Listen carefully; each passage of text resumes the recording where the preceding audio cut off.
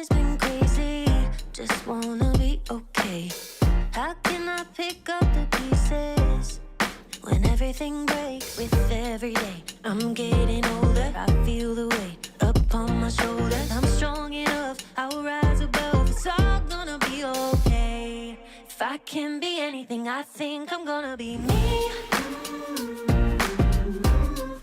I know I gotta be me.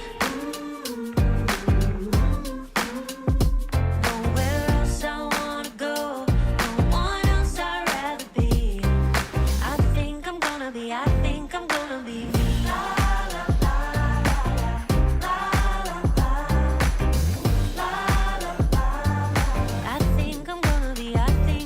be me. Everything's changing, just trying to navigate.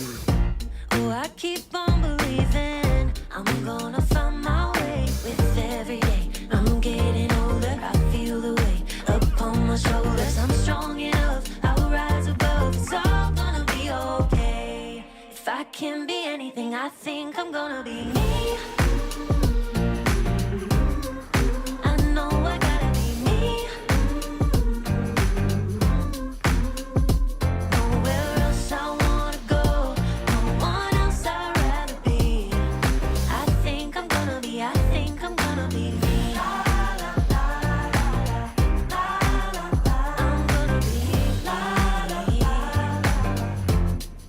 I think I'm gonna be me, me, me. I know I gotta be me, me, me. There's nowhere else I wanna go, no one else I'd rather be.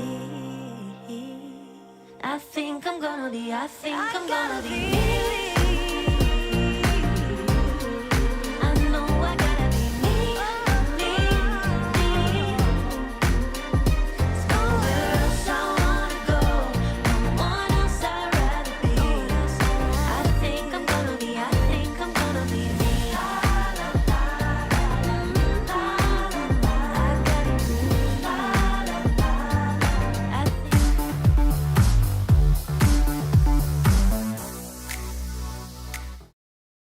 A good Sunday or Monday to you all. It is a special edition of What Up Wednesday, Sunday, Monday, Thursday. Look, I don't know if you live in the future. You might. You might. And in that case, you live in Australia or New Zealand, and you're pretty lucky because those are great places. I am Keely Dunn. This is FH Umpires, and you are the third team. And I'm very happy that you took some time out on your weekend to join me. And if you're watching on replay, hey, super cool too. I am so happy about you folk. You make me feel like it's not just about the hangout, it's about the information that you get. And also you get to watch me on 2 times speed. So you're smart. You're smart. I like that. It's really nice to see you. Baby Gravy. Hi. You're new, so let's DJ your mic. Is that too loud for you? That's loud for me. Let me know how that volume balance is. That was a little bit on the aggro side. Don't know. So the reason that we are doing this on a Sunday is because I was otherwise occupied on Wednesday, and I'll go into that in a little bit, just to give some shout outs and some thanks to some marvelous FHU community members. But there's been some stuff happening. There's been some pro league. There's been a lot of pro league. There's been so much pro league that it's been pro leaguing my pro league. It's been just the pro leaguest pro league ever to pro league. And Mike McCartney here is also has been pro leaguing the pro league a lot because he basically set up a tent or an RV outside of the video truck, and he was just living at Lee Valley for the last 2 weeks. So lucky guy. And the fun part was, of course, that we got some inside intel as things were happening on the pitch. Mike was able to see things that obviously we couldn't see on the cameras, and then, have a couple conversations on the side with a few folks. So, Mike, thank you so much for passing on the information that you got from there. That's going to be um, very there. The balance affects the sound effects at the moment. Okay, let's see if I can fix this. I'm going to turn all the sound effects down to about this. What if I do, Can't hang with the big dog, stay on the porch, blow the whistle. let me know. And yeah, Mr. Denman knows the truth about Lee Valley, that you can only live on Greek kebabs and 7 quid beer for so long. I don't know. I think I could probably do a lot of that. And there we go. Okay, so that seemed to fix the sound a little bit. And Florian, I'm glad to see you. Really great to have you. So I have a lot. So we're splitting this up. I'm actually going to do another regular episode on Wednesday. So if you're in the future and you're watching this on replay and it's like Tuesday and Wednesday's coming right up and you're going to say, oh my gosh, that's a lot of Keeley. Look, I'm not the boss of you. You figure out your life. Just, take time away when you need it.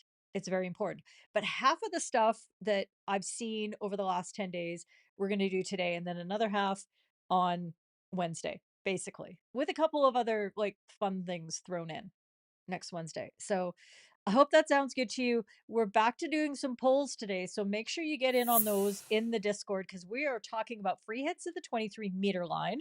Shots at goal, yay! My favorite. Battles in the circle, kind of fun.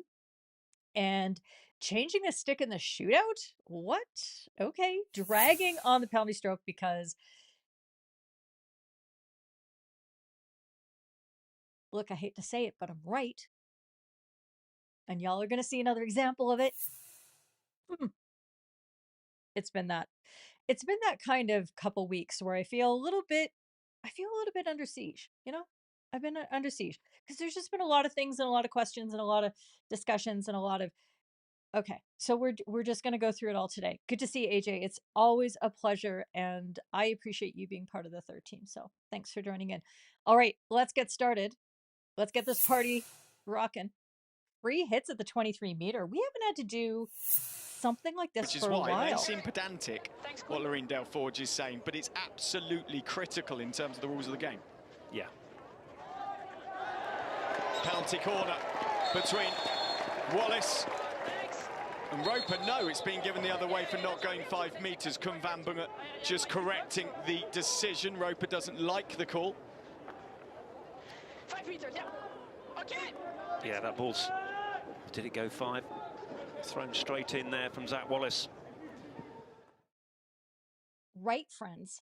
So it's been a long while since we've had to address something like this, but this is a question that comes up a lot at lower levels of hockey where players don't understand some of the more elementary parts of this whole rule.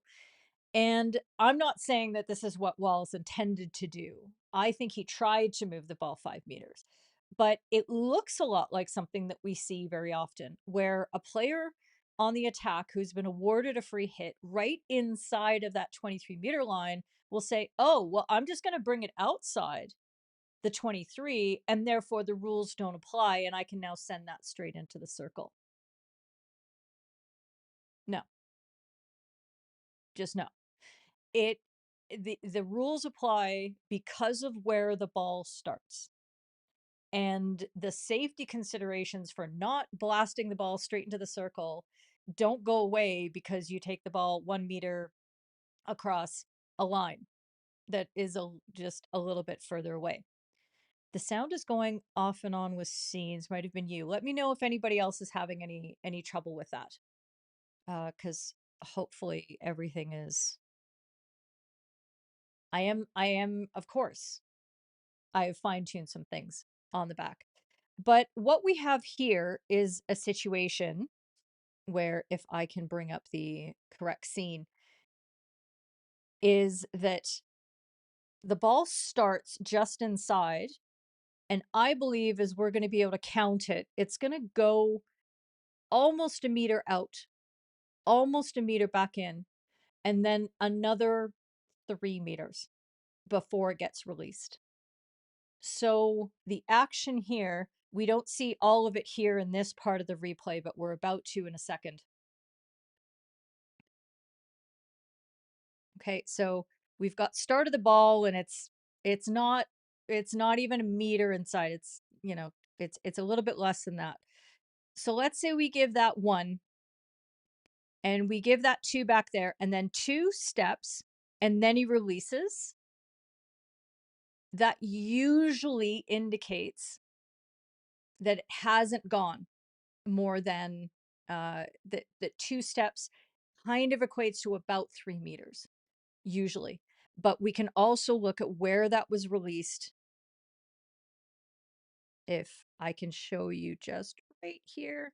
Okay, so the ball is there, and so it's just about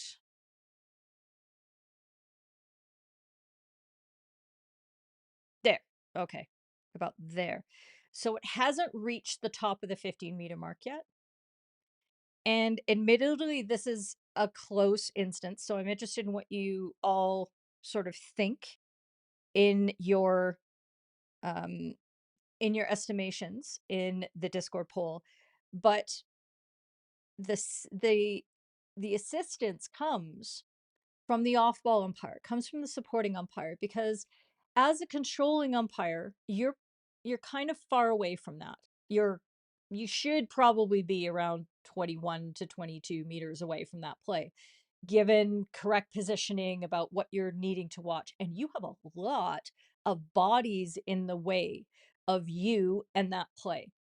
So one of the things that I stress about mission critical positioning is that you're going to want to hand off decisions not based on geography or location of the ball, as I call it, but on who's got a better vision, who's got an unobstructed view of that play. And in this kind of instance, the unobstructed view belongs to the supporting umpire.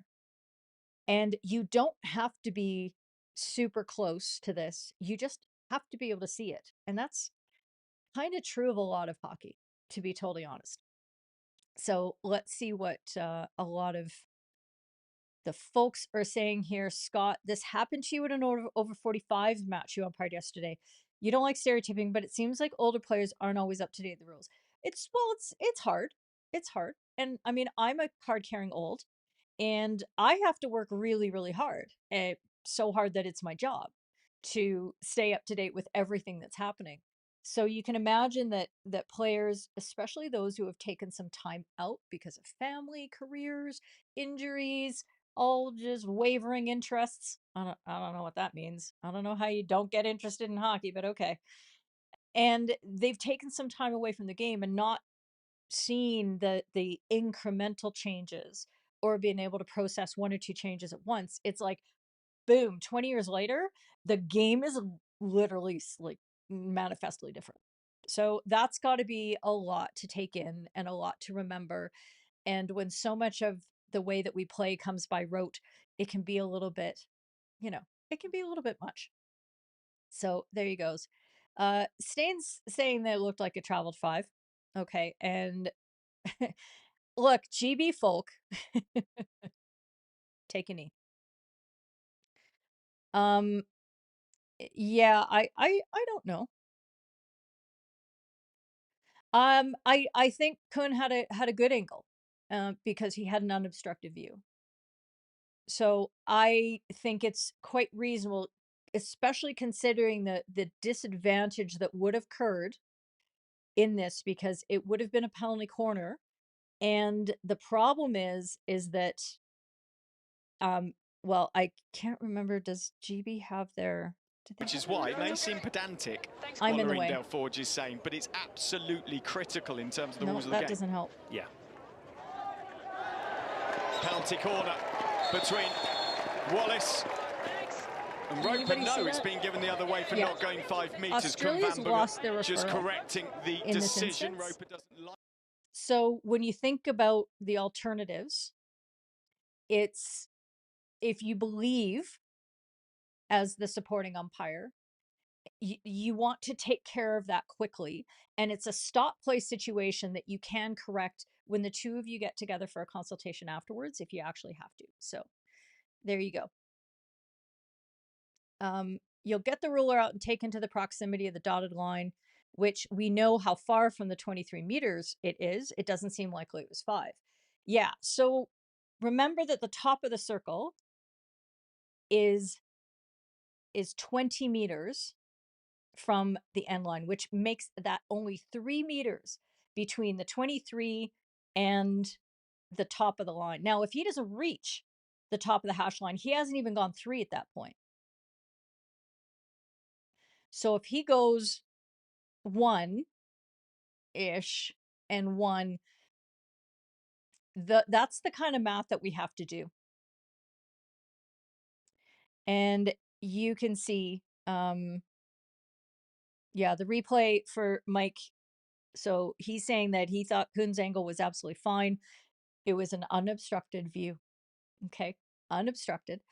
In the moment, he felt very close to 5 meters, but thinks that the call was proved correct, even though it was pedantic. But the difference between a penalty corner and not a penalty corner for Australia is not just an issue of pedantry. It's an issue of fairness. So I think that's sort of reasonable.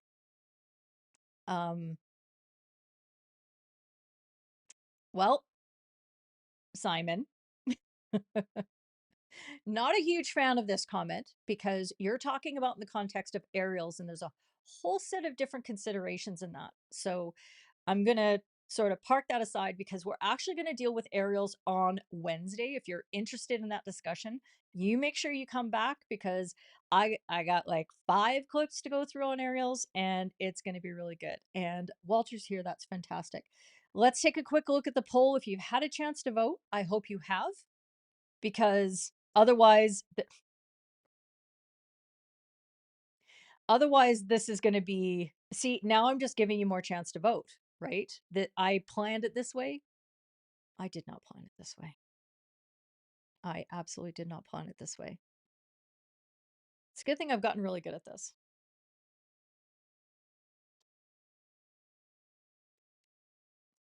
There we go.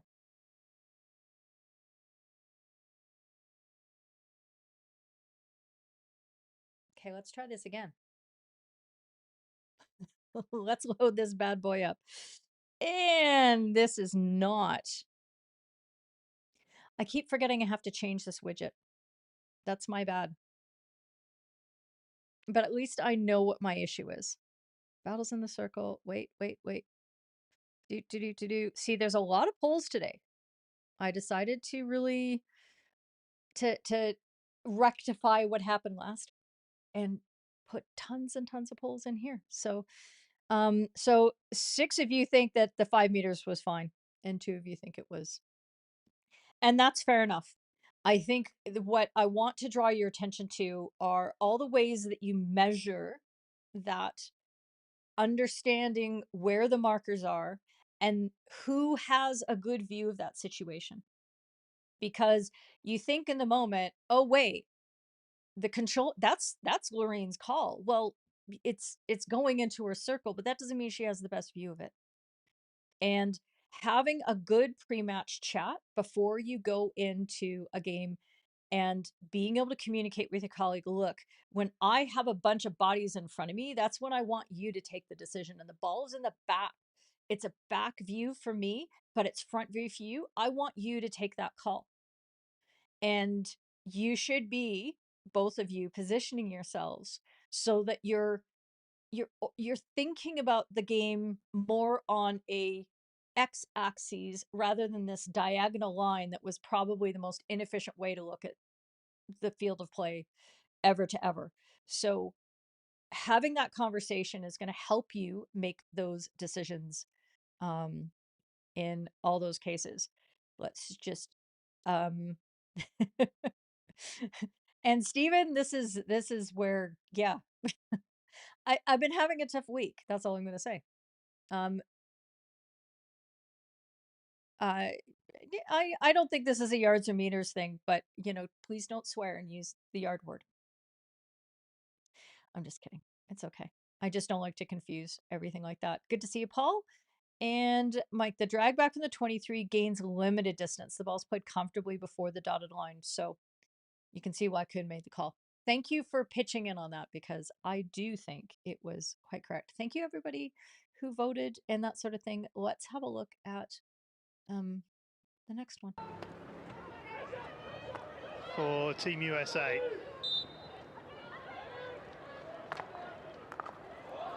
Robertson. Not five, yeah, not 5 for it's gone into the circle. It's from outside, though. Yeah, it's from outside the 23 metre. So it doesn't need to. Uh-oh. I've got a lot of, and I don't have the music in this version, so now I'm eating yerba mate because it got through my filter. What is happening in the world?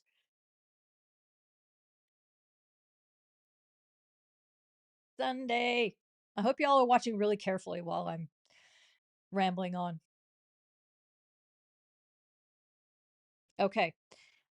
So from the GB USA game, this is late in the fourth quarter. 2 minutes and 30 seconds left, and GB is pushing to tie the match. And they are happy with this decision. Mike, if you were here, yeah, the crowd loved this one. It was just, yeah, nut bar. But when you watch it on slow motion and you don't listen to the commentators and what they say, what you notice is that this ball here is at first, the free hit is awarded outside the 23, but the player taking it allows it to drift inside, and by the time she contacts the ball, it is inside the 23.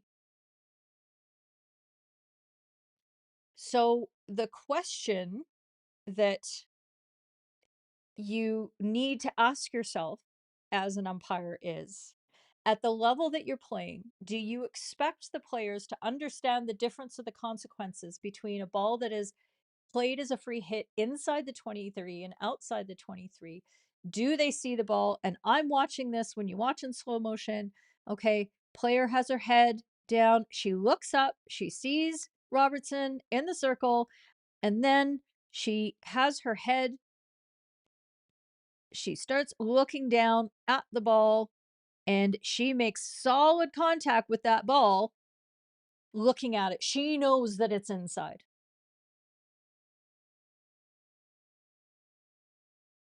Okay. Rachel, the free hit was taken from inside, so the rules apply. So at beginner levels of play, you may want to double whistle and bring it back outside for folks who really struggle with understanding the difference or lacking the skill, strategy knowledge, hockey sense to know what to do in those situations. Maybe.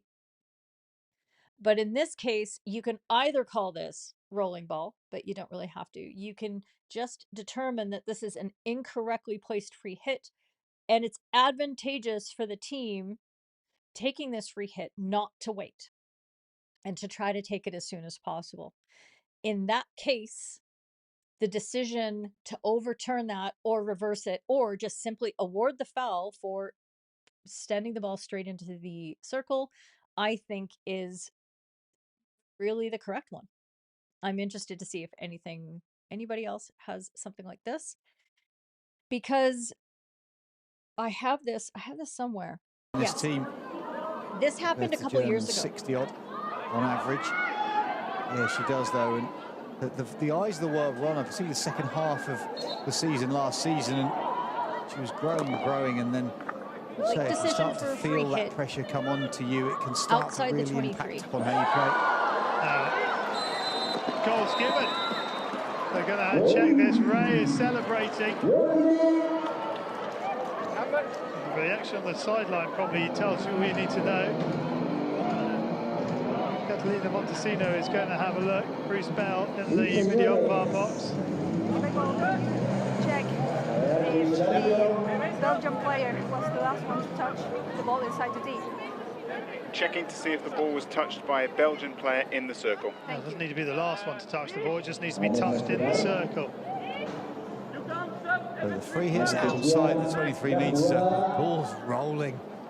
Well, it's a great touch, absolutely super touch for the goal by Abby Ray, but are they going to bring it back to where the free hit was? Wasn't stopped, rolling ball, was it? Totally. So in this case, the decision came back that the goal stood.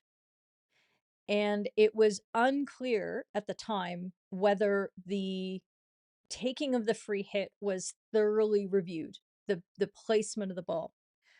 What you can argue in this case, distinguishing it from the first example, is that there is a touch. And let's see if I can get this. I don't think I have this play. Let's see if I've got this here. 1C. 1C. I do have it. Excellent. I'm doing stuff. Okay, so it's this moment here, and I'm going to slow this down as much as possible without staring at players' faces, because that's weird. Sorry, friends.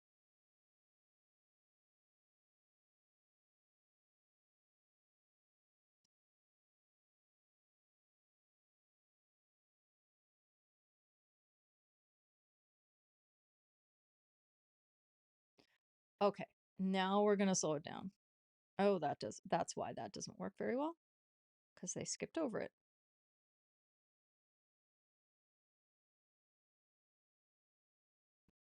I'll figure it out. I really will.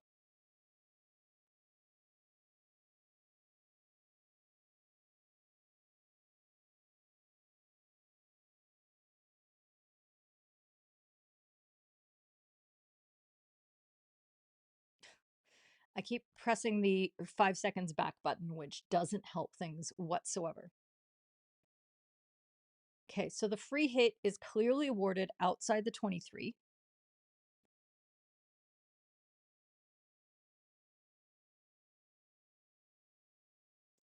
And what we're trying to figure out here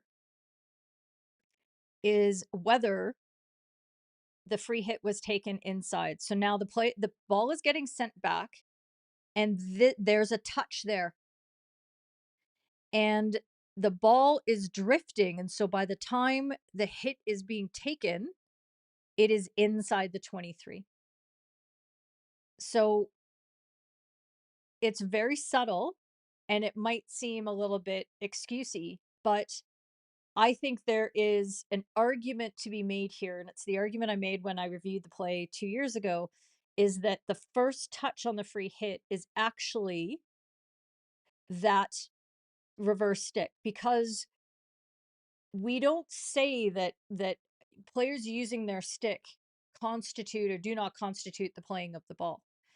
And what she didn't do was like use it to thoroughly stop. It kept moving. So you can certainly argue that that was what occurred in that case. Now, when we go back to this situation, which is not happening.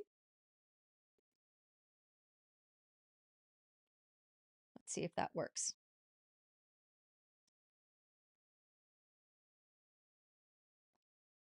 There we go. So when we come back to here, there is no the playing of the ball, the setting up the ball is in midair. So it looks different. It feels a little different. That may not be the most important thing. Okay. But what's interesting to me is when I see this now, I think maybe that decision back in 2022 actually wasn't the correct one, with a little more context. And that's part of the way that our interpretations and our understanding of what is correct or not correct, or consistent or not consistent, evolve, is when we see these things over and over again. I'll be interested to see what you all think in the poll, so I'm going to go to that.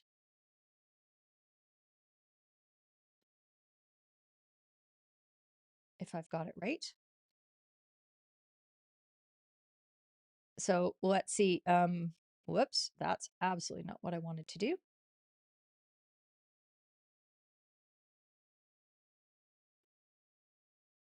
Three of you think that it's a free hit defense. And then 4 of you would reset the ball outside the 23 meter. And that's okay.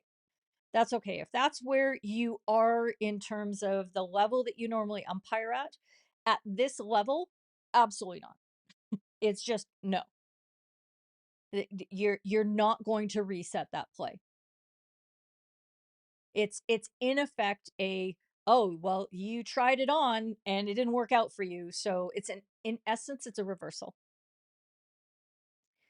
So yeah, let's just see. Yeah, the interpretations are always subject to evolution. And yeah, that's because it often isn't important. And what we're trying to determine, Paul, with the placing of the free hit is, do we know from where it's been taken? Okay, and that's the underlying purpose of all of it, so that we can determine whether the ball's been hit inside the 23 meter line.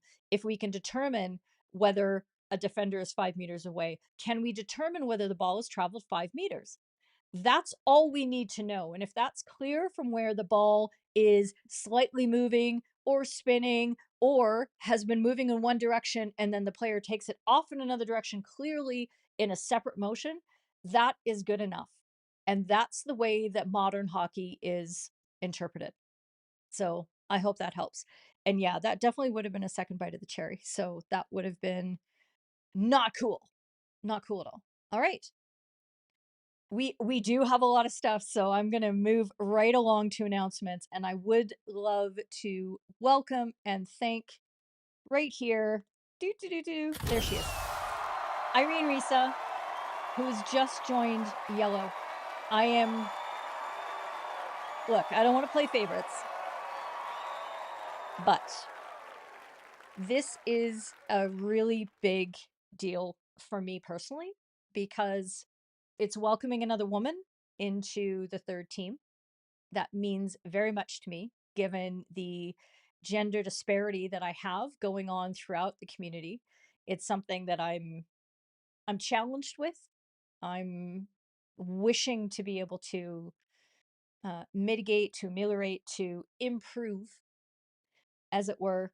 Plus, Irene is from Kenya, and the more people that I can reach out to and bring into a community where they may not have a thoroughly established, a deep structure of support and education in their own country, their own region, that sort of thing. That's why I made FH Umpires. And I love you folk in the UK and Netherlands and all that stuff. Don't get me wrong. Don't get it twisted. But I felt the isolation and the lack of support and lack of continuing education in my community. And that's why I made FH Umpires. So I wanted to be able to provide better for people who are umpiring after I had concluded my career. And so, Irene, thank you so much for trusting me, trusting in us as a community. And I can't wait to work more with you. Irene's been in the watch parties like crazy for the last week, and it's been a lot of fun. I think at times she's been going, what? Because I, yeah, it's just a lot of things to go through. So I hope, Irene, it's been useful for you. And if you want to know more about the third team, just go to that QR code that's there and have a look. And I'd be really happy to talk to you by DM or anything like that if you have any questions. So thank you very much for that. And I wanted to just sort of give a shout out to these very fine folks. Viv and Stephen Dyerberg were here, and they were visiting from New Zealand, not just to visit me, but to visit a bunch of people in North America. But they took time out of their schedule to come and stop in Calgary, and we had a wonderful half day.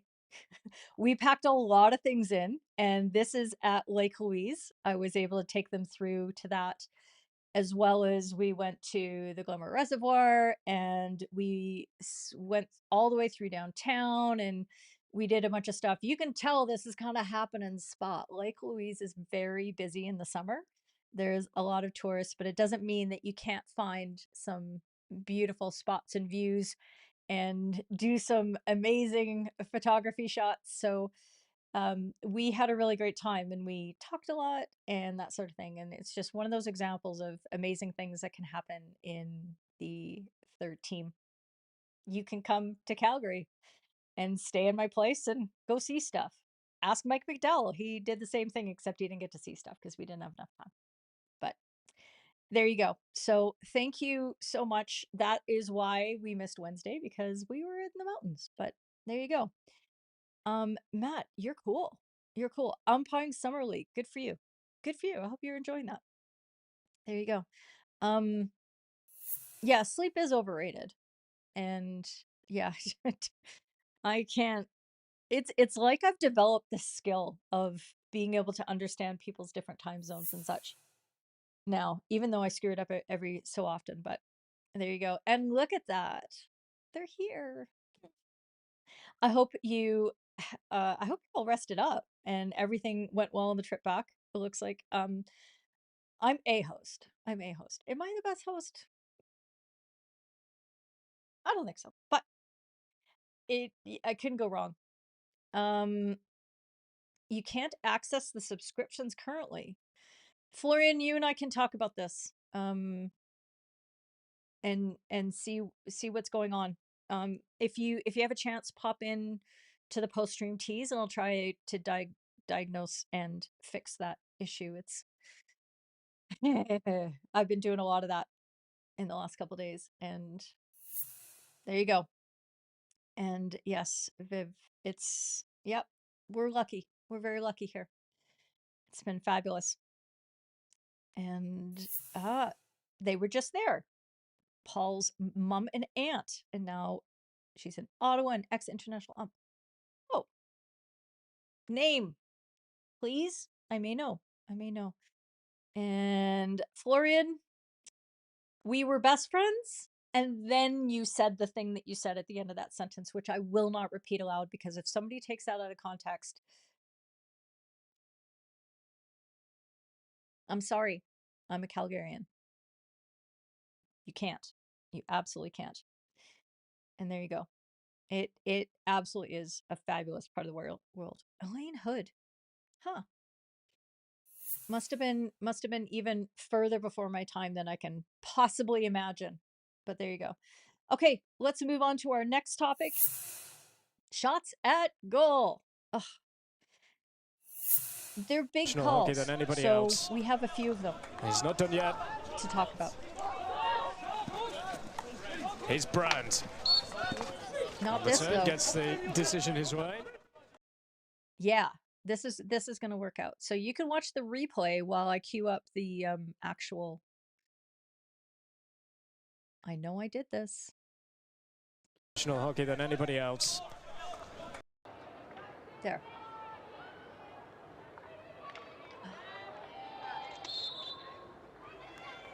Free hit to the USA. That's not 5, it's nowhere near 5. It's been turned in at the back post, but it's nowhere near 5.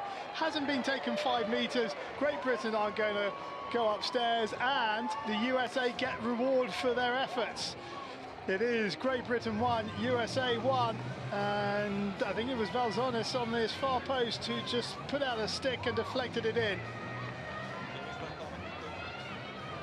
Let's have a look at this. This taken from there. Not even nowhere. This has got to go 5 metres before it goes into the circle. 2. Maybe it has. Maybe it has.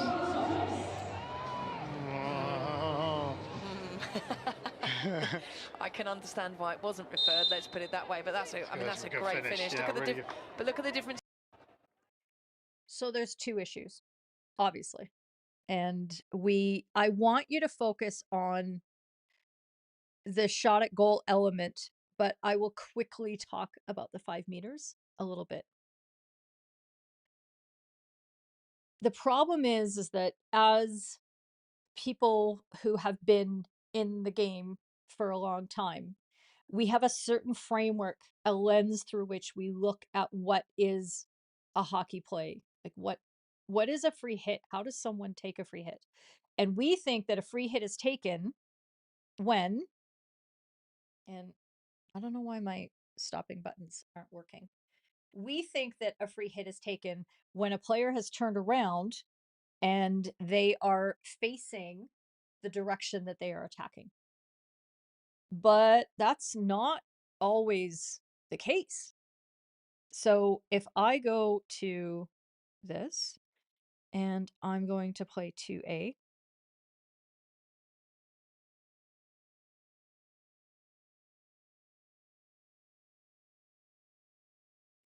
okay, free hit is awarded there.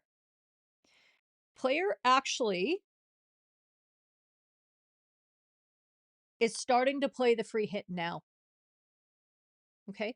She can't go straight into the circle anyway. She knows that. So it's a very common thing in this sort of vicinity of the circle to start taking your self pass faced in another direction. So that's 1. And then 2. And then 3. And then she turns back 4 and maybe 5 or more. And there's obviously a lot of distances. But just you can't start counting at the point where she is facing forward. That's not where, what we're really looking at. But what I want you to focus on is this part. Okay? Is this shot, oops. As I scrolled it back, of course I did.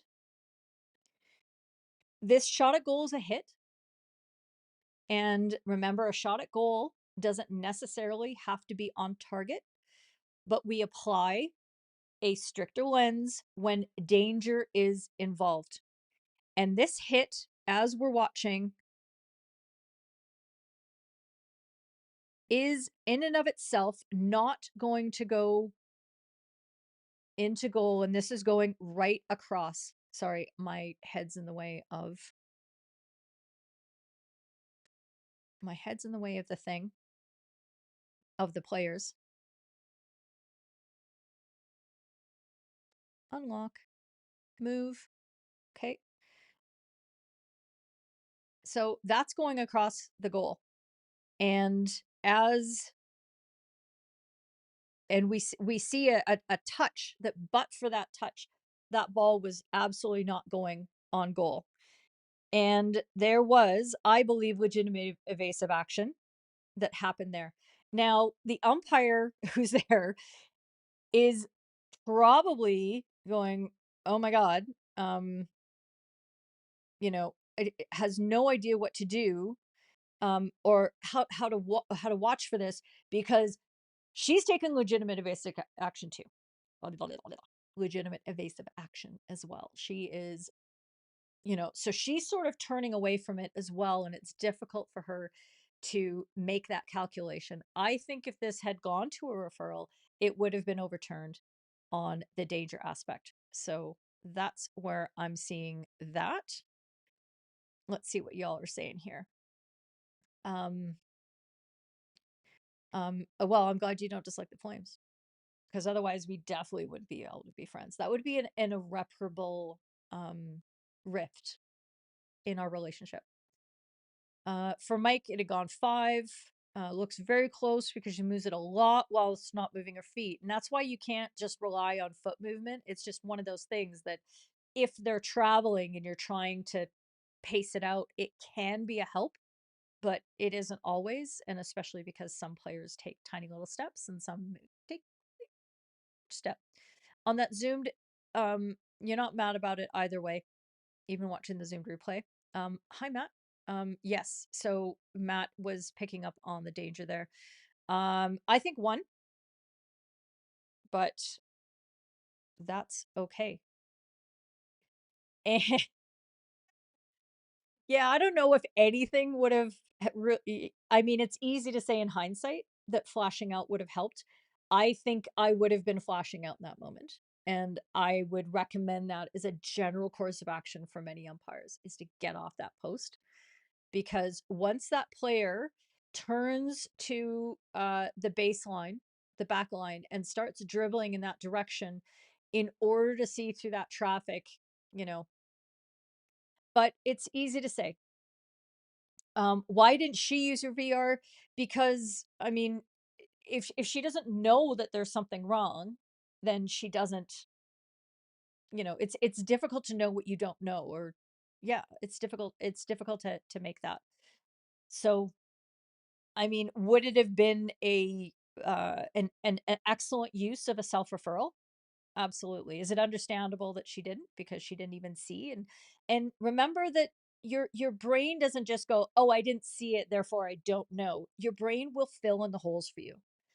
This is a very widely accepted understanding, psychological phenomenon that our brain will literally create a picture and a memory in our minds as to what we weren't able to see because of whatever circumstance. So without having any indicator from a supporting umpire or weird reactions from the players or something like that, it's not that you want to respond to appealing, but when I talk about our need to take consultations with our colleagues at certain times, that stems from our sensitivity of seeing that players are reacting unusually, and it's just because they react in a way without dissenting, without coming at us in utter fury and swearing at us and all that kind of stuff. But if there's reactions that we see that make us think, that are genuine in the moment reactions that make us think, oh, I think I missed something here, that's when you want to stop time. Absolutely. But we have to recognize that all of us will fill in the blanks. So let's not get too far on that one. You don't think it would have I'm not sure what you're watching, Paul, because that was so close to hitting the defender, and she took legitimate evasive action, and that is actually dangerous. I'm sorry that I'm going to completely disagree on the facts with you there, because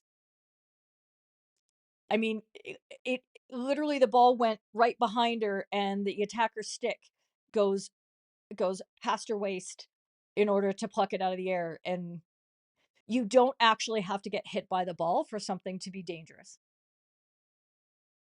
But the defender's ability to play that ball is negatively affected. She is actually disadvantaged by the danger, because the ball's coming flying at her and she has to try to protect herself instead of play the ball with skill. That's the difference. The attacker is further back, and legitimate evasive action and danger does not apply between teammates, but she doesn't have to flinch away from the ball. The defender does. Sorry, outright disagree. And I think it's important, Paul, that sometimes I want you to take on a few more of these pieces of feedback, because I've been doing this a while. Okay. So let's move on to the next scenario. Banjarak. Oh, now. Penalty straight, and it hit the player on the line. Although, Sanjay, I think it is. Oh, I didn't go to the poll. I'll go to the poll after we see this. Sanjay's there. I think it was Sanjay that was hit on the line. Yes, Michiel. I'll do 2 for 1. Don't let me forget. Check if the ball was on the goal and hitting the body or the glove. So India's claiming that was the glove, not the body. Okay, please check. It sounded glovey. It did, it didn't bounced high. It sounded a bit glovey. I'm wondering whether he was outside the goal where he was standing. I'm going to take a punt here. Not outside the line, but it hit the glove.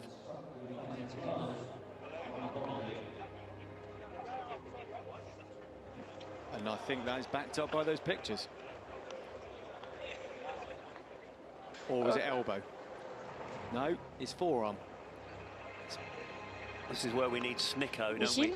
Yes. I have advice for you. It was outside the field of the glove, so you can restart with a long corner and they keep the referral. Great, thanks. So off the glove, outside the field. I think that's a slight...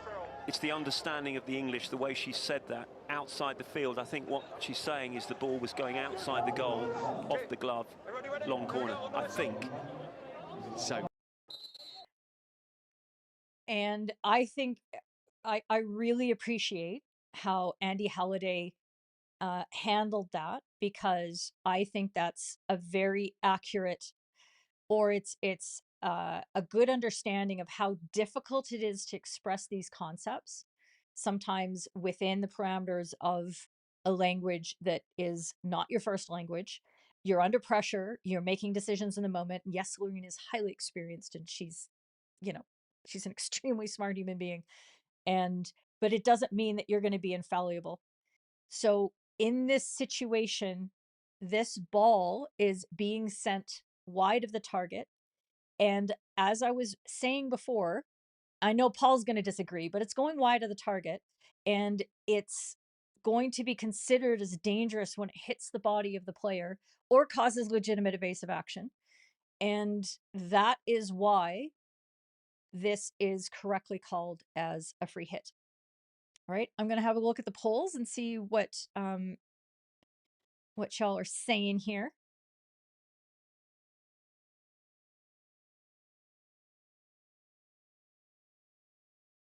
And let's see. So on the first one, 2 of you are going with the goal, not thinking that there is any danger. And then, oops. And then 4 of you are saying the free hit for danger, and 4 of you the ball that doesn't go 5 as well. And that's okay. I hope that what I did was be able to lead you through a different perspective on what we should be counting as that play. And then it's not as simple as waiting until the player is turned around facing forwards in order to start the clock, as it were, to start the measuring tape, if that helps. And then on this last one, yeah, you didn't have a lot of time to vote. So totally fair, totally fair. And then Let's have a look at this. secondary bit of defending was just as good, just as brave. And you see Australia coming down the right-hand side along the baseline, looking for... Oh, and it's got in! It will be checked for danger. Marine Delforge is going to use her umpire referral, but what amazing, instinctive play. Check for danger over here of the keeper. Okay, I will check for danger. In front of the keeper, yeah. Okay, okay. Thank you. So, busy time for the video umpire at the moment. So you can see the ball comes in here, it's lifted. Now, who did it come off? Kershaw played it up. Is that deemed dangerous? Or is it okay to play on? We'll see here, it's wonderful carry, lifted up, it comes off. Taylor strikes the ball, it's not clean. But then Greiner is first to react off of Kowalski's save. Immediately, the German players go round to Delforge asking for danger, and she uses her umpire referral, which can only be used in a goal, Next time, no Florian, goal don't situation. even tell me. Two things here for me, Nikki. The first is, it's a germ, so you see Kurtz taking evasive action from that initial swing, but then does it actually come off the body of an Australian attacker there? Is there a touch? It's a great finish from Greiner, brilliant finish. And Young, she's been brilliant going down that side. This will be a really good angle to see. Does it come off of the body? I think Kershaw might just about get her body out of the way. The other thing, Nikki, with this is that ball across from Young. It's lifted up. That's no danger there. No danger, yep. Lauren, I have advice for you. The ball is dangerous. You can start with free hit out. Okay. So a let off for Germany. God, they will see it as that. So, Stain, you're asking, didn't it touch an Australian body? No, it didn't. It didn't. It appears so on one angle, but when you see it from above, it does not touch the Australian body at all. And for Scott, an attacker appears to be in danger, but you can't commit an offense against a teammate. And I think that's one of the things that gets really difficult for us to parse in the moment, but it is a really important component of our decision making in this time. So I agree with those of you who are saying that that the only player who appears to be in danger whatsoever is the player who Snane thinks that the ball touched her body because she's jumping out of the way of it. But it doesn't touch her, and she is a teammate. So was there actually danger to any of the German defenders in this moment? Did they take a legitimate evasive action? And I mean, in that moment, Andy points out that Kurtz does move in a certain way, but she's moving out of the way of the swing, which is a positioning issue for her and not necessarily a legitimate evasive action from the playing of the ball. So Scott thinks it's a goal because the defender isn't in danger, and then it's a goal, and I agree with it. It's hard though when players are jumping and they're moving and that sort of thing. It can get quite difficult to discern where is the legitimate evasive action from an opponent, because again, we have to keep focusing on the fact that we're actually looking at how it makes it more difficult for an opponent to play if they're scared for their life, if they're trying to make sure that they don't get hit with the ball and they can't exercise their skill. And that's why a ball that seems to be covering at the same height and from the same distance and all that thing can be dangerous in one level of play, but is not dangerous at another level, because the player may have the skill to be able to attempt to play it and just isn't able to pull it off. Okay. And that's why danger is one of those highly subjective, but in a good way, decisions that we need to make. It's a bit of a mishit, but not dangerous. Plenty of room for the big swing. Yep. And that's okay. So looking at the polls, let's see, I know because we're on I'm on a delay from, or you're on a delay, you see me about 30 seconds after I say something. So maybe we haven't had a lot of chance, but 7 viewers saying for a goal and 1 of you for free hit danger. I hope that you know, that going through those principles really helped you out with that. And here's our last one for and black shots around the at goal. circle, apart from the keeper Charter, who's taking this one on. It is going to be Welsh. Good number 1 running. Here is Ware, and there is the goal. It is a 6th. Field comes out to the top. Now, is this enough to be a shot? I mean, that's going, I think he's trying to shoot, but it's so wide. To me, if that doesn't get a touch, the first action by Welsh isn't a shot. He doesn't get on this enough. That's horrible. He's trying to, but it's going so far wide. Is the intent, what is the intent? I don't think there's a defensive touch in there. It doesn't look like it. Well, it's the interpretation of Welsh's action. Will this be interpreted as a shot? I think he's trying to shoot. I can't believe for a moment he's trying to pass it. But then as it goes, the defensive touch doesn't matter. That doesn't negate anything. It's whether it's deflected on the way to goal. He doesn't get anywhere near getting through that enough for it to be towards goal. They're doing the handshakes here. They might have to come back to defend the penalty corner.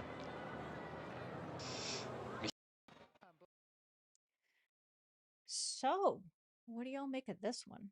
This is a very tricky situation. One of the complicating factors with this scenario is that we don't have a very good understanding, or we haven't really contemplated thoroughly just how far the ball must travel before it gets to the goal. And the definition of shot on goal is that the player, the attacker, must be attempting to direct it towards the goal. Not that it reaches it.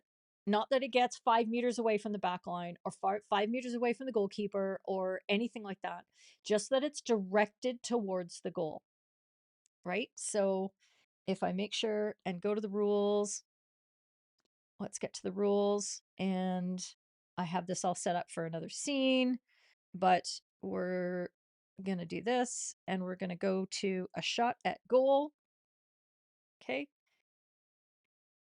by playing the ball, attempting to score, by playing the ball towards, oh, why isn't this working? There it is. Okay. Playing the ball towards the goal from within the circle. So it doesn't say that it needs to reach. It doesn't say that a deflection that occurs 1 meter, 50 centimeters away from where the shot was attempted, it means that it's no longer a shot at goal. There's nothing like that. And so we need to determine with our own sensibility, was that actually trying to score by directing it towards the goal? Now I have to get back to this. This is hard. I got a lot of stuff juggling here. So the question for us to examine is now, we kind of have to look at whether we think that this attacker was trying to score. So we're going to look at the angle at which that they're playing the ball. Okay. We're going to look at whether they had somebody to pass to. And that is all independent as from whether that ball goes off that defender or not. So at the initial angle that it was traveling at, that we have to try to extrapolate over from, 70 centimeters. But for that touch, was that ball going to go onto the goal? Was that the intention of the attacker to score at that angle? And I'd love to see what that was that. Paul thinks it was always going towards the goal. You're very certain about these things. Yes, it looks like it was deflected. So valid shot, no goal. And so what you're saying is that you believe that the directionality, we can determine that very clearly from, where it is. And so we're not, danger is the lens through which a perspective we can apply to this decision, but what we're looking at is whether this is the first shot at goal or not.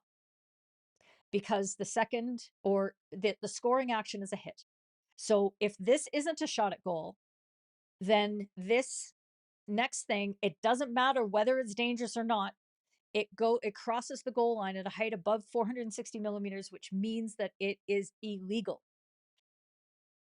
Okay, so we don't have to consider legitimate evasive action or all that kind of stuff. There is a black and white rule, which may or may not be a good thing, but there it is. From Mark, the shot at goal definitely looks like that to you. Would have gone over the line above the back four from his hit. No goal, free hit defense.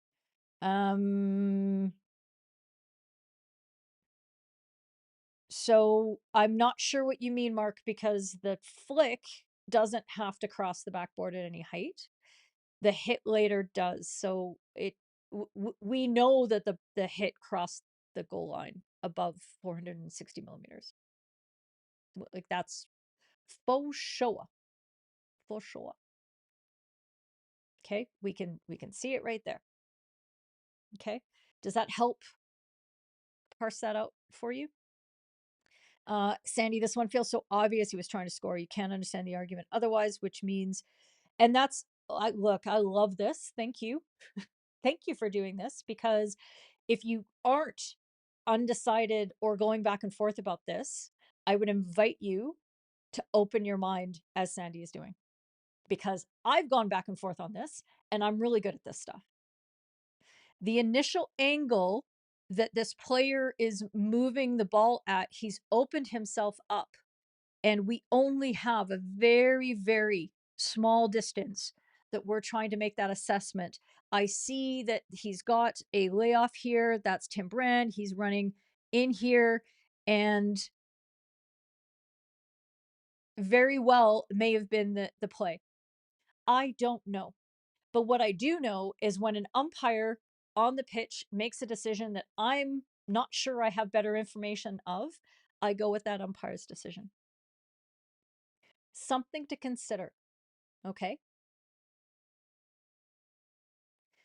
So that doesn't necessarily, Viv, it's a really good point, but it doesn't necessarily mean that just because it went off a defender, that defender's touch could have been before the ball was heading, on its way to still heading quite wide. Okay. And the runner got there, which stopped the whip, which had brought it online. So then that means that the intention of the player changed. Surely the final shot is the first hit at goal. The first looks far too disguised to be a shot at goal. And so, Mark, what you're talking about is that directionality of the body of the drag flicker, and that Welch is opening his shoulders and he's pushing his hands back, and there's an indication the ball is at least going to the right. And that is his favorite spot to go. He scored another goal, I think, in this game, maybe in another game, going to that bottom right-hand corner, attacking view. So there you go. It's not that it's subjective. It's an objective fact as to whether it was going on goal or not. We just don't know because we don't have enough information. So there you go. Okay, let's have a look at the poll on this one and see what y'all think. And it's okay to go either way on this. What I want you to be doing is making sure that you're, oops. And now I'm totally messing up my overlay here. It's important to understand the principles. Okay?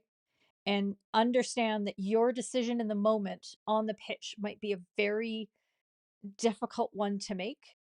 And what you're going to prioritize is probably, if you're absolutely like 50-50, I don't know, you're not going to take away a goal that otherwise you don't have a reason to do so. So that's where the danger perspective comes in to it that was mentioned earlier, is that if a bunch of players do take legitimate evasive action,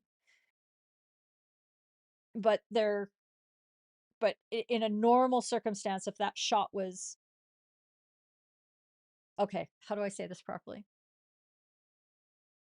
If they're taking legitimate evasive action, they're on the, they're close to the back line, for example, and they're not marking and they're protecting the goal, but they shouldn't need to protect themselves in that instance because it's not a legitimate shot at goal.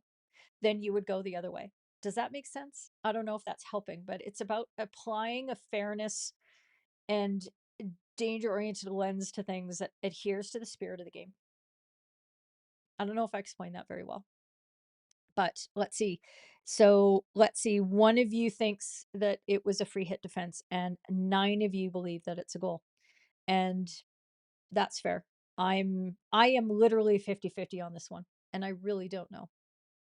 If I were the umpire in the case, I probably would have called a goal because I wouldn't go against the natural playing of things unless I had a safety reason that colors the situation for me. Okay. Excelente. Little reminder for everyone, if I do this, the season training plan. We are now in we're in the first stage of sales. So everybody who signed up for the wait list for the season training plan, they have a few days to whip up their spots because we had a really good response on the wait list.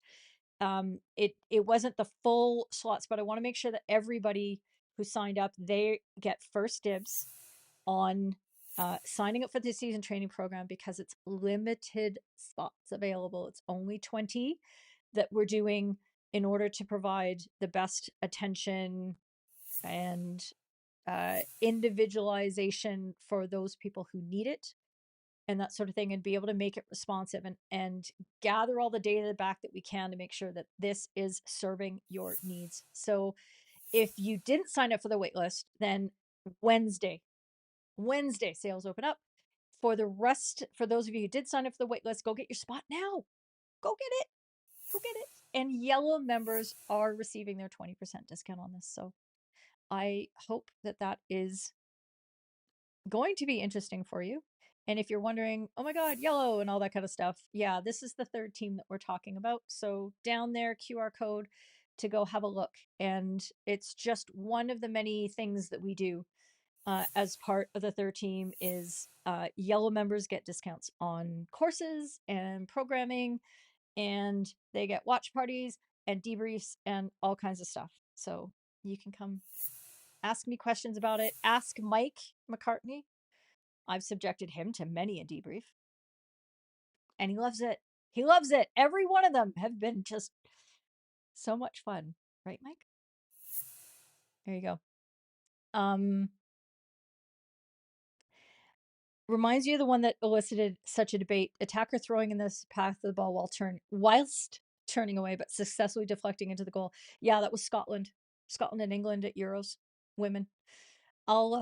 Pardon me, I'll go have a look and see if I can pull up that clip.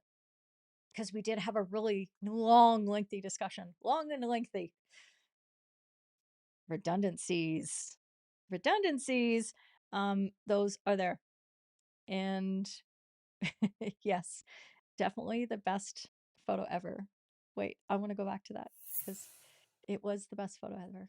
Look at it's like doot doot doot doot. We're like a mountain range. We're a mountain range. Okay.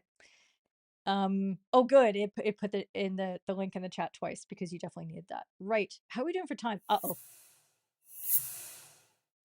Battles in the circle. This is something we haven't talked about a lot, but boy, there were a lot of clips in the last little while. Goes low, looking at the deflection. It's around in front of Tennant. They have to be careful. Re-award. The GB are saying that there's a push in the back after the rebound. Okay, I will have a look for a push in a D.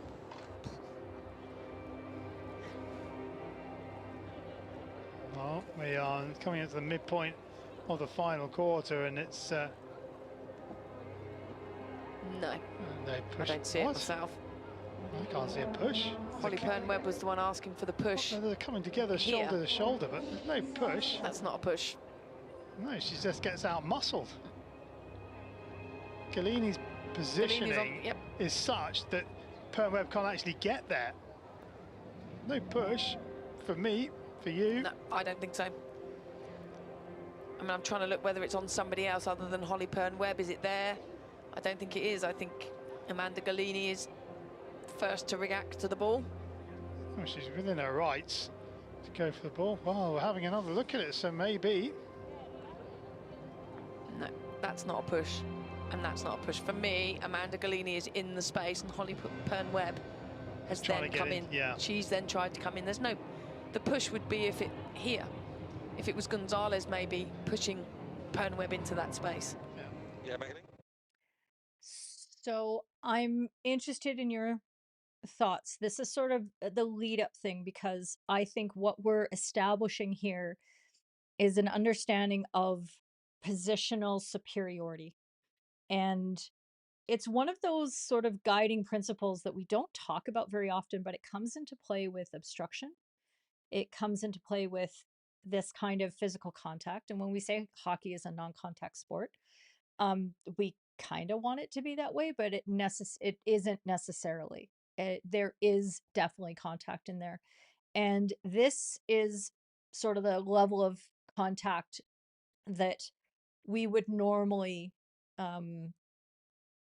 we would appreciate as being just good competition for the ball. And in this case, are we watching the right things? Are we looking for who has gotten into the space first?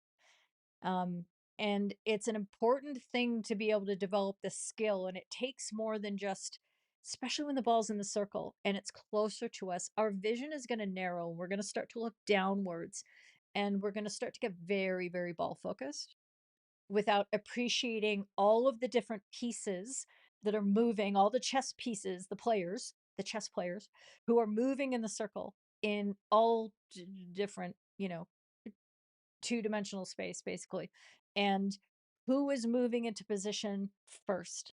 And so you need to be able to take a little bit of a step back and widen your view and your perspective. And it's tough to say, look at everything, but you do. And you also are going to want to ask and you're going to want to lean on your supporting umpire for this because of their further distance from the play. As long as they're not unsighted by bodies, they may be able to have a better perspective of all of the different pieces and who's getting where first. So for me, I see, as Paul does, that the penalty corner that was awarded for the ball hitting the defender in the body after it flipped off her stick as being the initial decision that that we can stick there. And I'll come back to the poll a little bit later because I want to give everybody chances to vote, but also move through the stuff as quickly as I can. Bristly play the ball from left to right. Alan Forsyth coming into the game for Great Britain. Cross comes in. Oh, now Manpreet missed it, got it all wrong. Mandy put it in as any coach would ask him to do. And Manpreet, I think, is going to ask a question here. Yes, Michiel. Team throw by in the claiming there's a push in the back over here. Please check the push. I'm looking for a push in the back. 2 minutes. Lloyd, can you also check if there's a dangerous situation afterwards for the defender? You need to clear the channel first. I don't hear you. Question clear, Ruin? No, can you repeat? So they're asking for a push over here, team referral by India. And also can you check if there's a second mess situation over here? That one on the screen now. There's no guarantee who's hitting the ball. There are oohs here from the lovely finish from Mandy. Oohs from the crowd.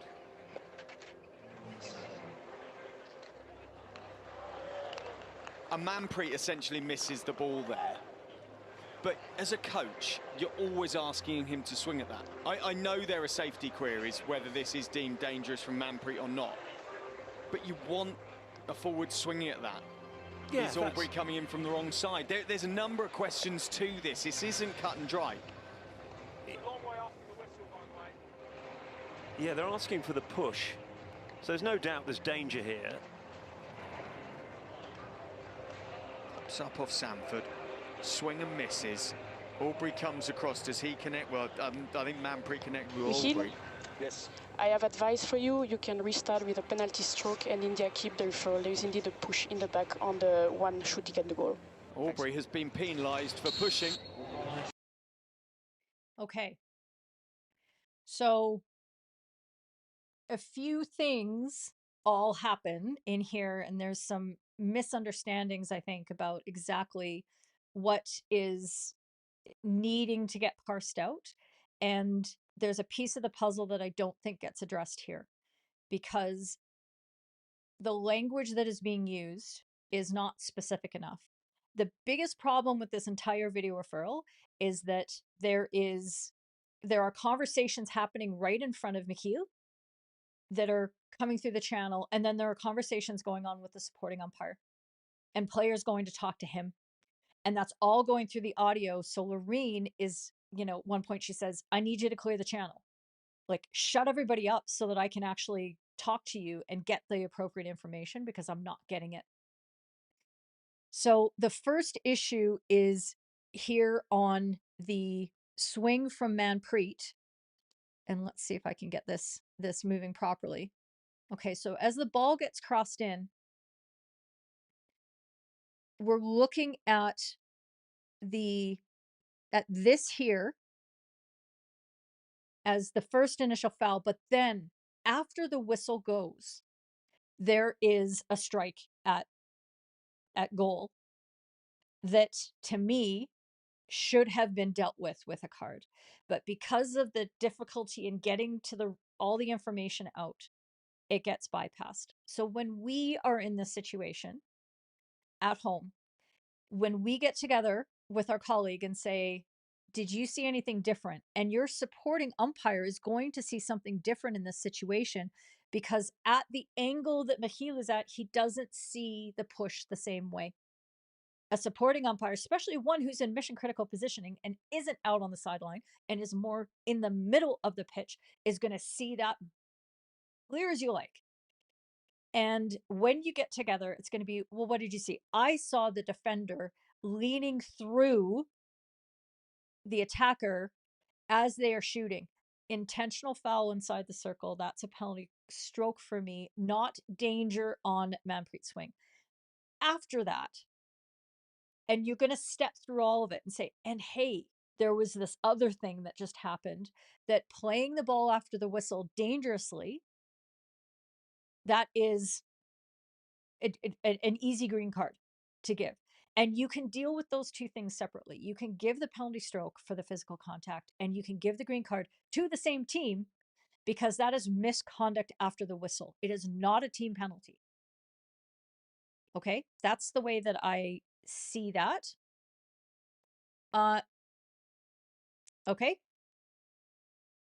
And good to see you, Alexander Drive By Like. Thank you very much. And I look forward to your comments on the replay squad.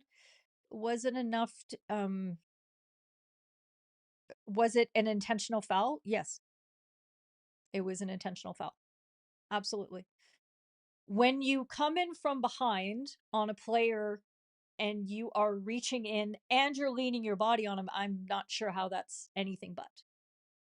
Okay, so I hope that really helps you. I think this is a very clear thing that McKeel was not, just because of the angle when somebody's coming in from behind. If you're in that line, it's going to be difficult to see. And it's an excellent use of a video referral to get this nailed down. Okay, let's see.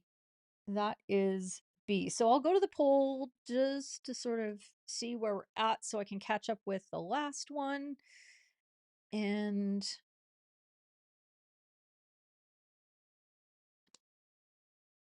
turn that off. And let's see. So 5 of you went with the penalty corner playing with the body with the previous situation, which was the GB USA situation. And 1 of you saw the free hit for the push. And I'm sure the votes are going to keep coming in for this one. But right now we're at 50-50. So gotcha. Let's see with the comments here.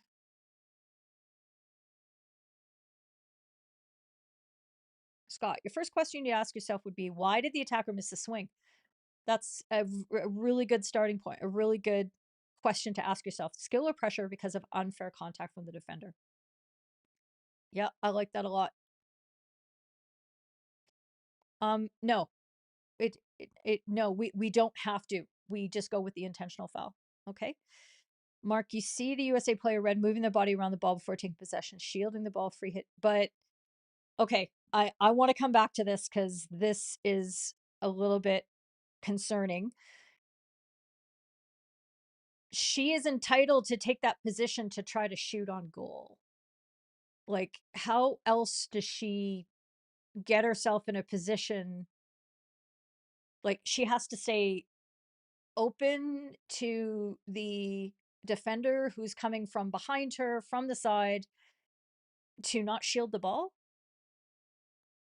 So let's not get those things confused.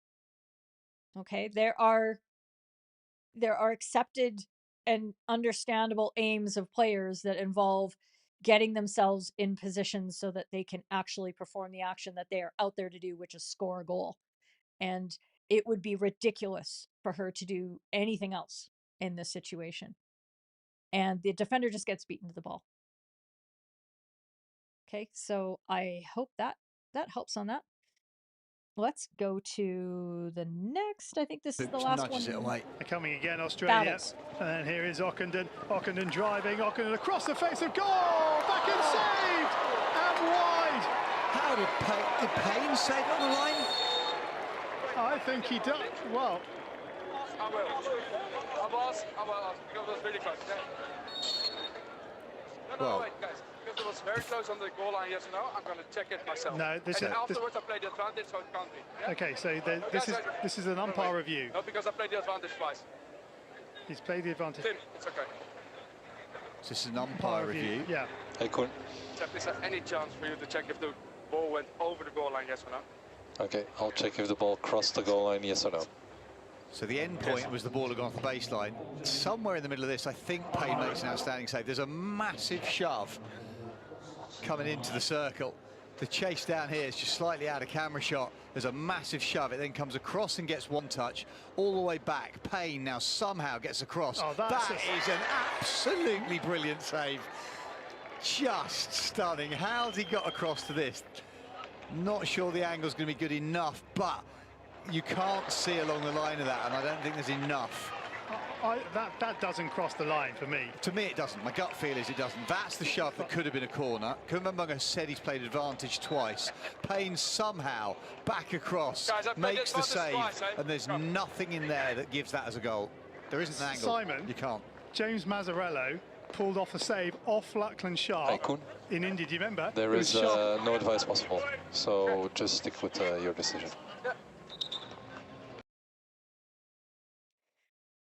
So although the issue that was being discussed in the referral was whether the ball crossed the line or not, and Super Fair didn't have the right angle to give any different information, so no advice possible being the conclusion there.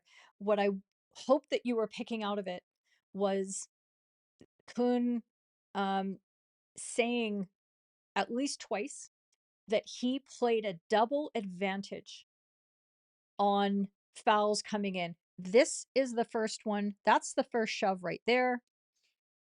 And I need to fix my overlay. Okay. There's the one coming in from the player who crosses the ball. Okay. That is the first. So it's that one there. That's the first intentional foul. And then there's a second one that takes out the player, as we'll see in a second. There. Okay. That's the second one. And he sees both of them. And he plays advantage on what could be 2 penalty strokes. And I don't often think, well, that was a great way to play advantage on a penalty stroke, because the safest option is almost always just to make the decision, but look at the opportunity that that player has. Goalkeeper is down and out. And just because an advantage doesn't work doesn't mean it wasn't the best advantage, because players don't score every penalty stroke. They pop them wide. They put them at the goalkeeper. The goalkeeper makes an insane save. The percentages, I think, were in favor of this being a goal, even more so than a penalty stroke. And it just didn't work out that way.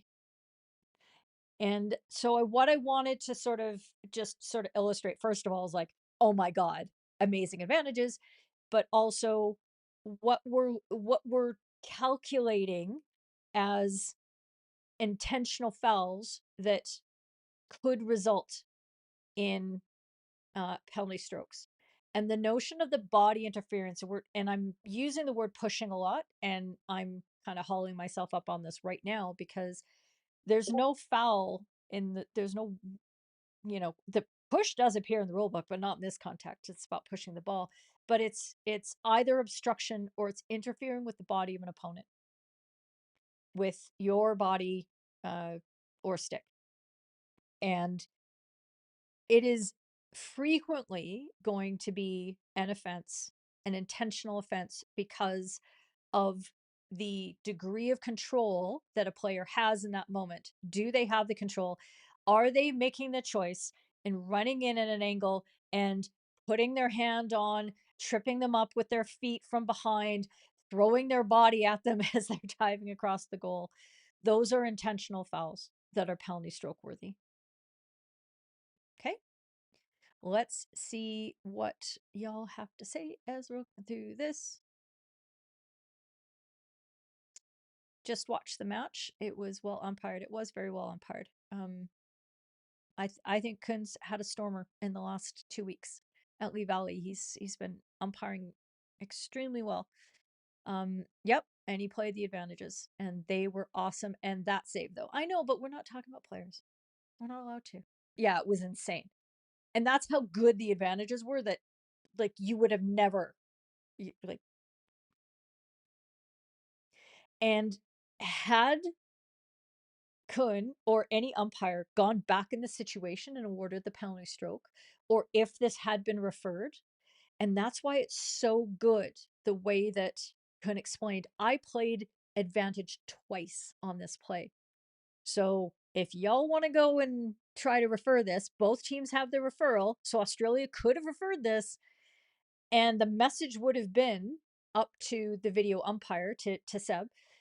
I played 2 advantages off these strokes. I saw them. This was a significant, equal to a penalty stroke scoring opportunity. Are you going to overrule me? And Seb wouldn't have. So I'm really glad that that communication was clear enough for the players to understand. And that's what we need to be able to do on the pitch at times, is to be able to say, I saw it and I played an advantage and y'all just didn't finish.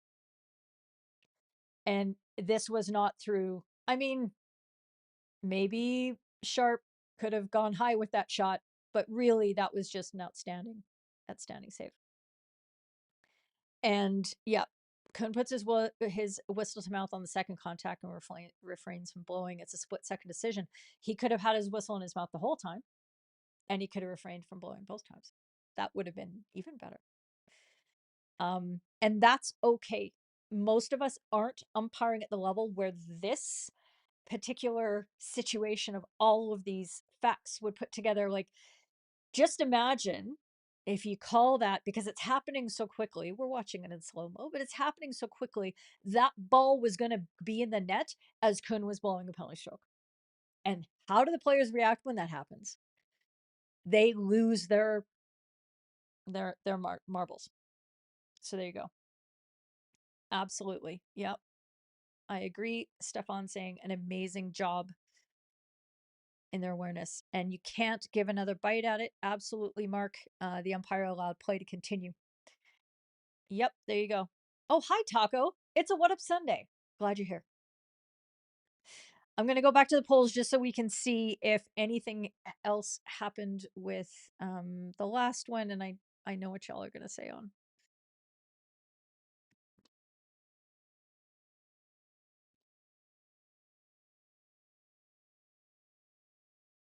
Okay. And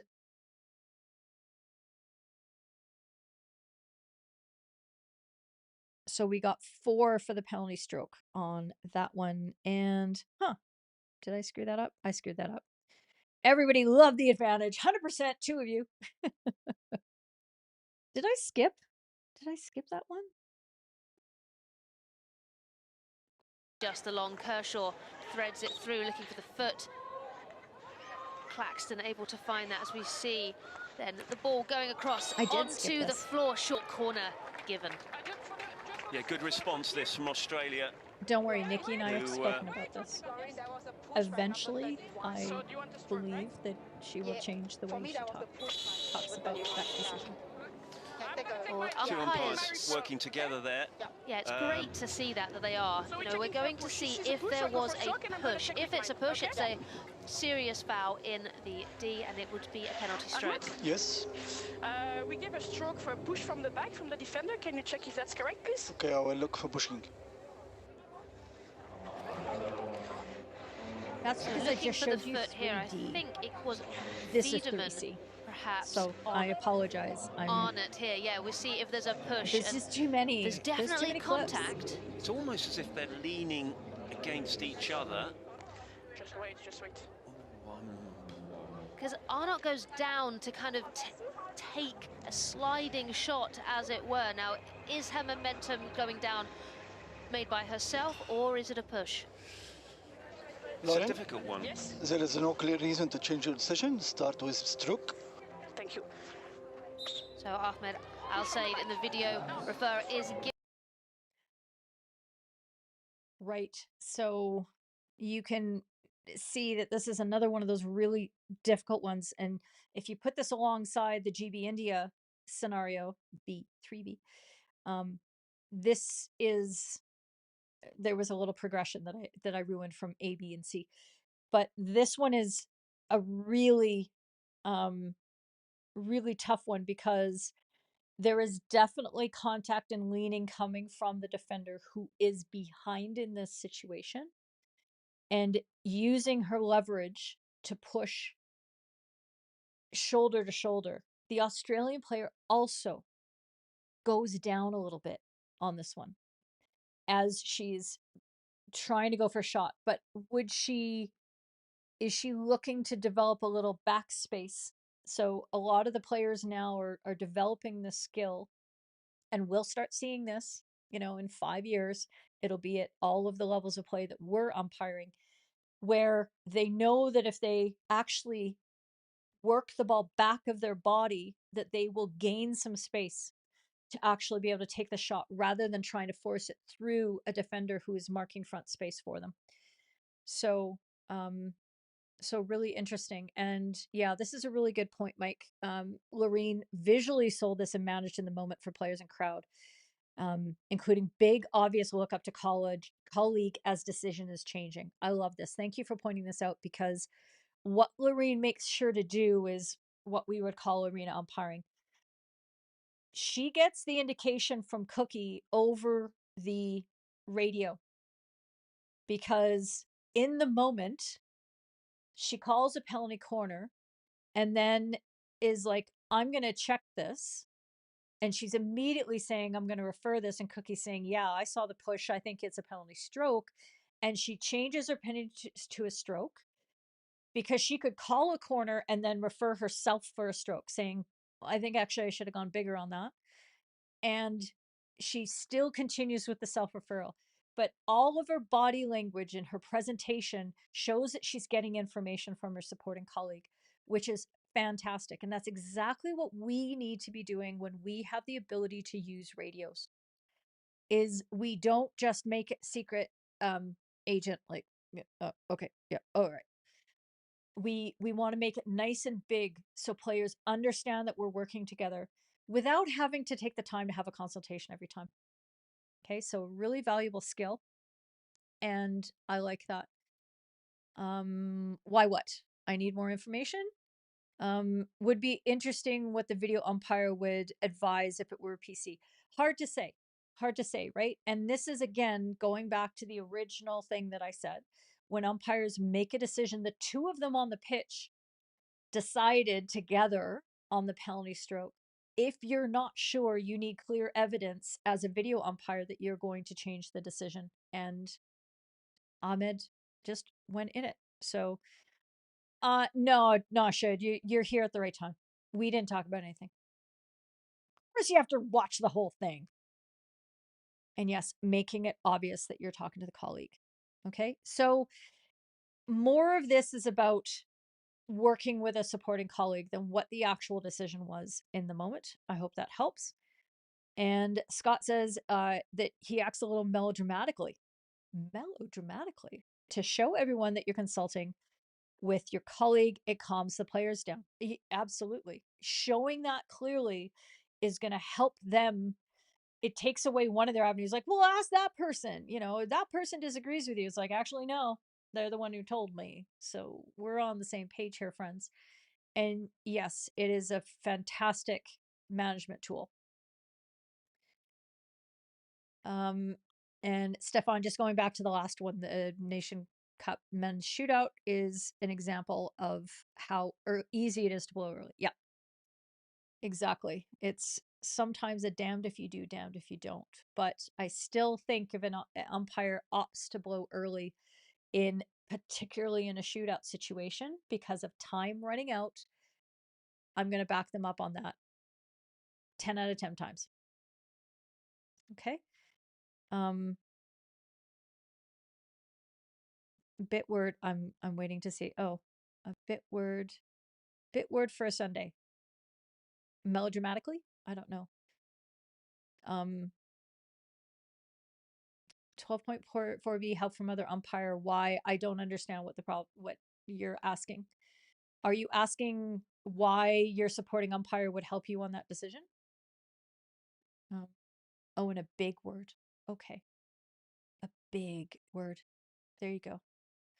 And yes, it's for everybody.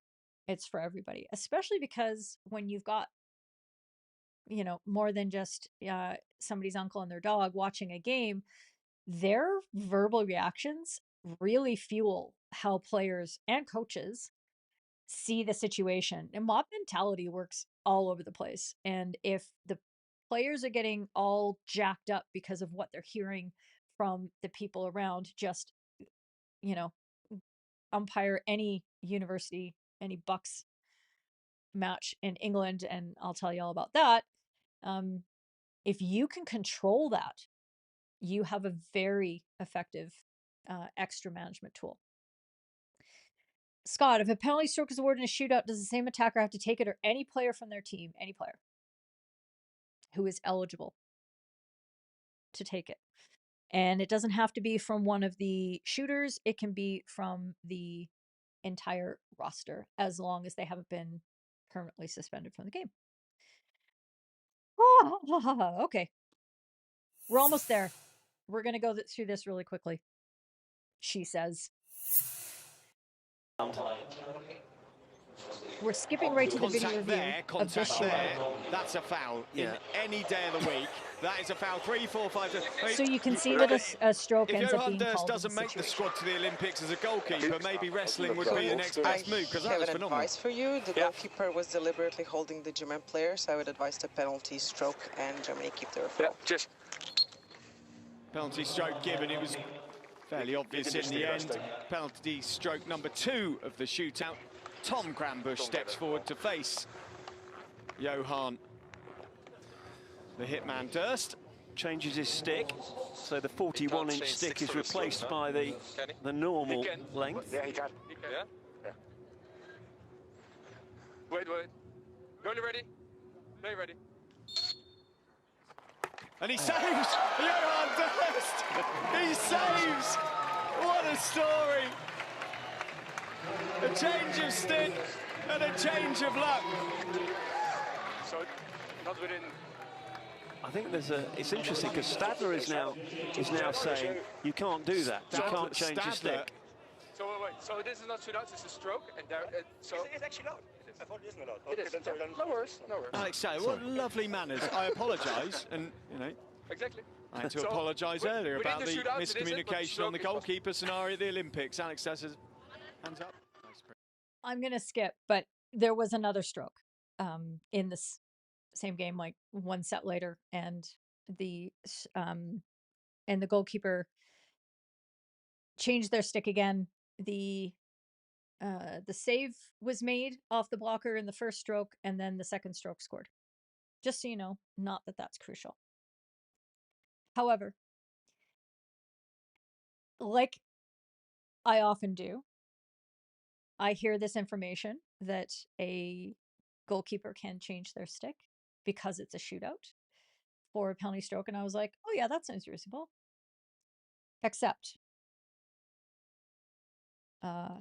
it's wrong. So we're going to go to the Pro League shootout regulations. Okay. And it's kind of hard to go through 3 pages of shootout regulations, but there's nothing in this 3 pages that says that a stick can be changed. But what I want you to see is the very last item, 23, unless varied by this appendix or appendix 1, the rules of hockey apply in a shootout. Right. So we're going to go to the rules of hockey. Oops.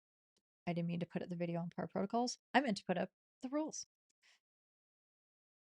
And this is something that you probably haven't looked up because it doesn't happen in regular play. You don't see a goalkeeper playing with a stick and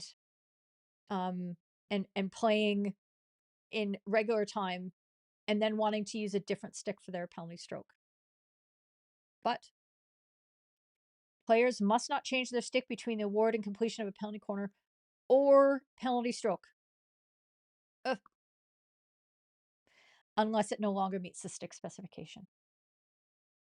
So because there's nothing in the shootout regulations that allow it, the rules of hockey apply, and a player is not permitted to change their stick. So absolutely fascinating. I mean, I've been watching hundreds of matches every year, international level. I've done my own. I have not seen this come up as an issue. The goalkeepers who are changing their who use a different stick in the shootout are doing so because they want extra length in the shootout because of the specific kinds of saves that they're making in that one-on-one situation, different from the kind of saves that they want to make in a penalty stroke. And this is just, you know, one of those things that once you know forever. But maybe it was something that escaped you. It certainly escaped me. So I'm grateful for the opportunity to have seen that. So, yes, the shootout should have been done with the stick he started. He started the,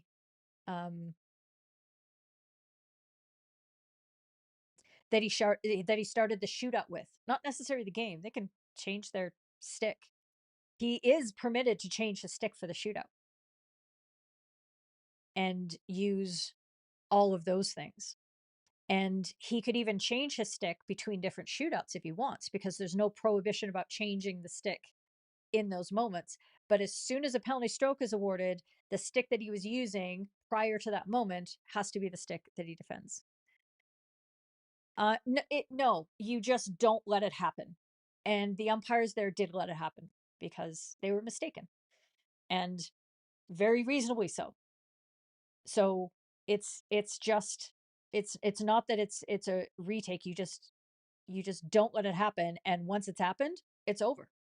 It's over. It's done. Mike, you once had this in a game. Goalkeeper complained their grip was unraveling in the rain and wanted to switch, told them to wait till quarter time.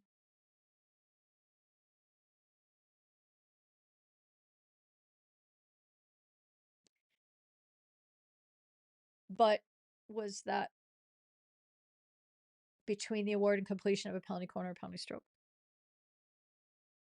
Remember, the whole idea of this was not to stop players from changing sticks altogether. It was so that drag flickers couldn't play with a stick during the rest of the game.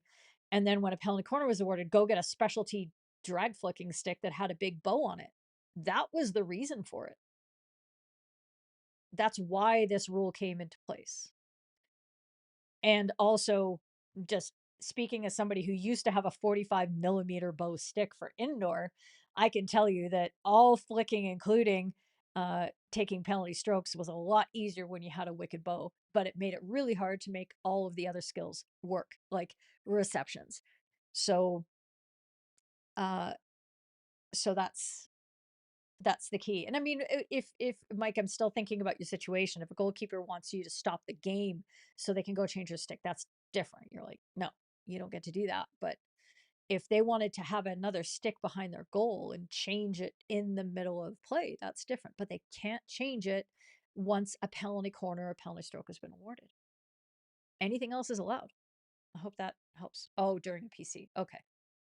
See, you got to tell me these things. Pieces of information are important. Okay. Another dragging on the penalty stroke. The way that they work together.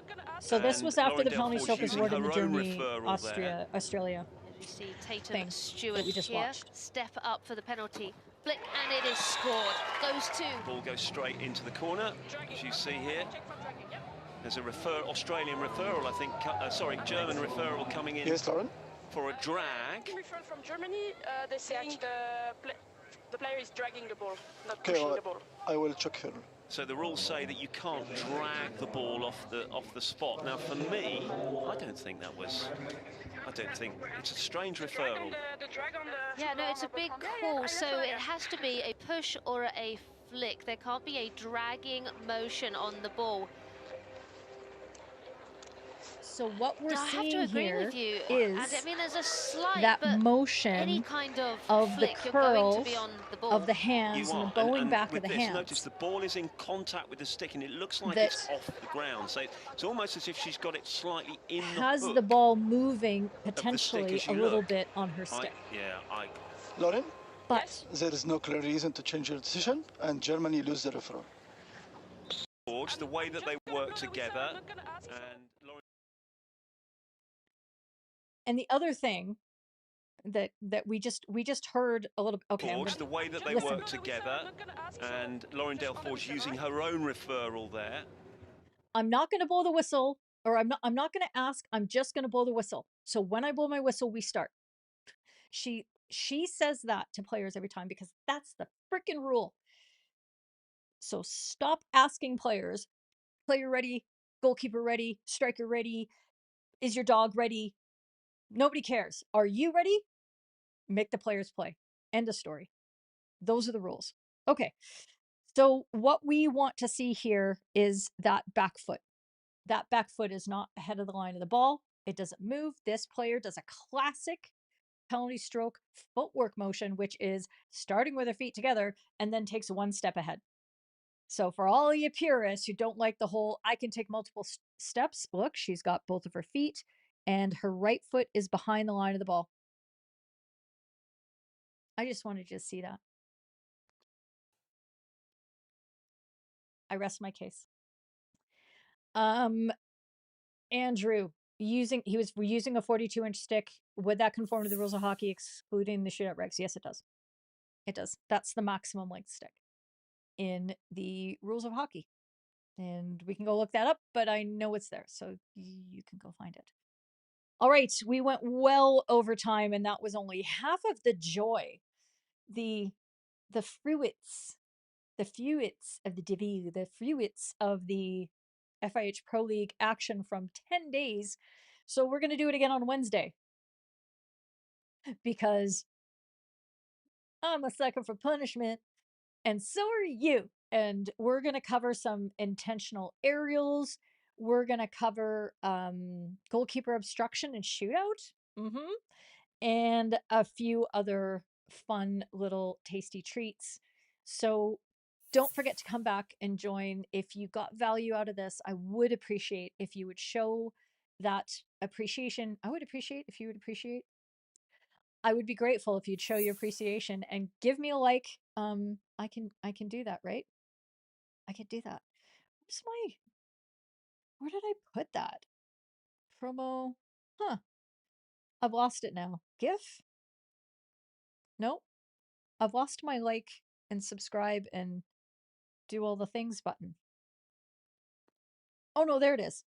I found it. It was tucked away in a folder. And for all of you who keep coming back, I love being able to spend this time with you and having my brain pushed and showing y'all how difficult it is for me not to make a mistake in every live stream. So thank you very much. Toodle pip, sir, as always. And you were in the garden. Don't even. I'm just kidding.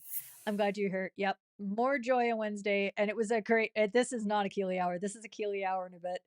So apologies and nice to see you, Stefan. And I know it's Monday morning for you and all of my other Kiwi friends. So thank you for skipping work. I won't tell you, boss. It's fine. It'll be absolutely fine. And there you go. And Stain, you've got something else. Yeah, I'll be prepping for Wednesday as soon as I stop doing this. So it's fantastic. Taco, thank you for showing us, and you will do the 2-time speed. Excellent. Good to hear. Enjoy the rest of your Sunday. Enjoy your Monday for those of you in the future, and we'll see you in the Discord server for teas if you're available. See you later.